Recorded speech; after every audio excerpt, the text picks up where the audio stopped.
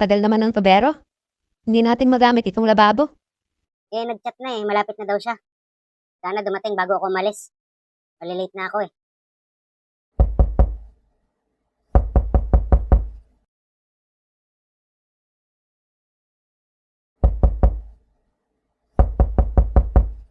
Bukas yan.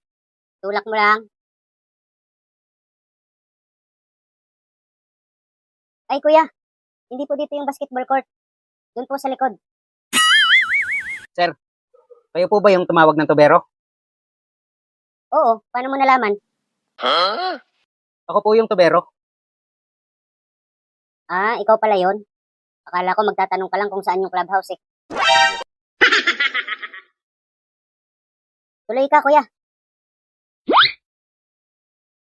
Ikaw pala yung tubero. Ako nga. Lahat ng tubo kaya kong ayusin. Maliit, malaki. Mataba, payat. Masikip, maluwag.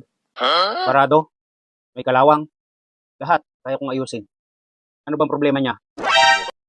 Nitong lababo nyo. Tingin ko barado eh. Sigurado kayo, sir? Baka naman kulang lang sa sundot yan. Gaano ba kalaki yung tubo? Bakit ganyan yung tanong mo, kuya? Parang ibang tubo yung gusto mo sundutin ah. Ay, hindi, sir. Kailangan ko tanungin kasi depende ho sa armas. Sa gamit na gagamitin ko. O sige, kuya. Ito yung lababo. Ikaw na bahala.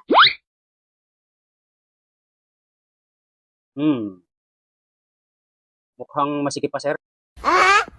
Saka mukhang maraming nakaharang na damo. Ang alin? Bakit may damo? Wala. Ang ibig ko sabihin masikip yung tubo. May bara, mukhang bihira lang magamit. Tingin ko nga kasi palagi akong wala dito sa bahay eh. Baka naman may iba ka pang sinusundot, sir. Ako? Wala.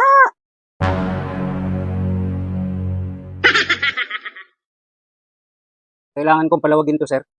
Para dumali ng ayos yung tubig. Para sa sunod na gagamitin mo, hindi ka na mahihirapan.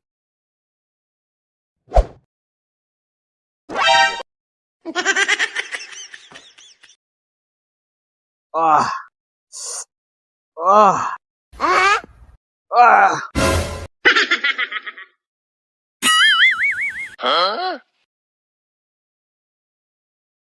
Ah. Sir, hindi kaya. Kailangan ko ang tulong mo. Teka lang, malilate na kasi ako. Tsaka puti itong suot ko. Pagtsagaan mo na. Kahit hindi mo madaliin. Nakabihis na kasi ako eh. Mahal, alis na ako ha. Yung pambayad na sa'yo na ha. Sige, ingat. Kaya mo ba akong tulungan? Anong tulong naman, kuya? Kahit tagahawak lang ng sibat. Bakit ako? Kaya mo na yan, kuya. Trabaho mo yan eh. Kung hindi mo kaya mag-isa, dapat nagsama ka ng helper. Hindi, kaya ko naman.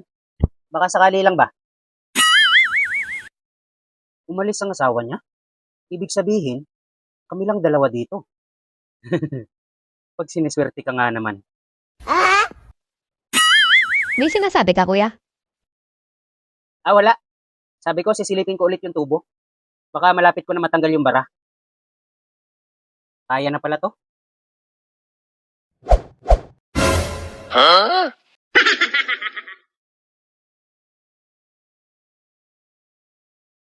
Ayan na.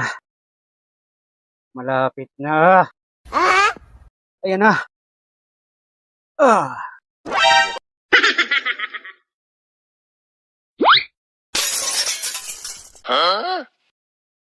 Okay na, ma'am. Bumuluwak na yung bara. Sige, kuya. Salamat. Magkano? Teka lang. Parang nararamdaman ko meron pang ibang barado dito eh. Sigurado ka, kuya? Oo, malakas ang kutob ko. Meron ba kayong banyo sa kwarto nyo? Meron. Ayun, tama yung kutob ko. Barado yung banyo nyo sa kwarto.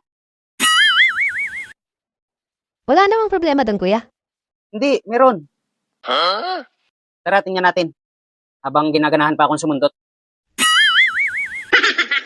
Paano yan, kuya? Doble pa babayaran ko. Hindi, libre na yan lahat. Sigurado ka? Oo. Basta ba, sasamahan mo lang ako dun sa banyo sa kwarto nyo. Sige, ikaw bahala. Yes!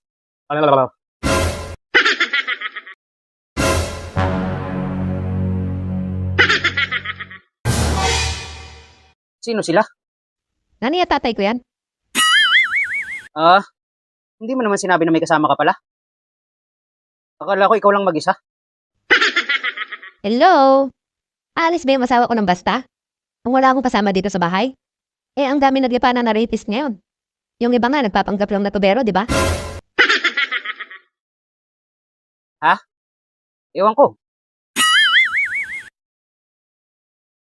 Oh, nak. Schedule ba ng koleksyon ng basura ngayon? Hindi, tay. Eh, ba't kasama mo yung kolektor ng basura? Tubero yan, tay. Itingnan niya daw yung bara doon sa banyo. Eh, sabi ko wala namang problema doon. Anong wala? Eh, dumumi ako kanina, ayaw lumubog. Tama-tama palang dating niya eh. Kasi yung dumi ko, kumalat na dun sa sahig. Pwede bang balik na lang ako bukas?